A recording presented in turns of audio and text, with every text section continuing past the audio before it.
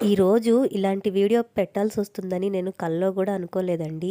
నిన్న నైటు 11కి మా పాప మంచం మీద నుంచి పడిపోయిందండి. తలకి బాగా దెబ్బ తగిలింది. నేను నార్మల్‌గా పడిపోయిందేమో అనుకున్నానండి. చూస్తే బ్లడ్ వచ్చేసిందనమాట. ఇంకా హడావుడిగా హాస్పిటల్‌కి తీసుకెళ్ళామండి. దగ్గరలో ఉన్న హాస్పిటల్‌కి తీసుకెళ్తే కుట్లు పడినియి. 3 స్టిచెస్ పడినియండి. నెక్స్ట్ డే ఇట్లాగా డ్రెస్సింగ్ చేయమన్నారండి. ఇంకా డ్రెస్సింగ్ చేస్తున్నామనమాట నేను మా హస్బెండ్ కలిసి. అంత దెబ్బ తగిలినా కూడాను ఇంత ధైర్యంగా మొండిదానిలాగా ఆడుకుంటుందండి తనైతే. ఇది నిన్న నైట్ హాస్పిటల్లో వీడియో అండి ఇది. ఇదంతా కొన్ని క్షణాల్లోనే అయిపోయిందండి.